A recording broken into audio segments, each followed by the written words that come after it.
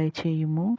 మా ఎడల అపరాధములు చేసిన వారిని మేము క్షమించియున్న ప్రకారము మా అపరాధములు క్షమించుము.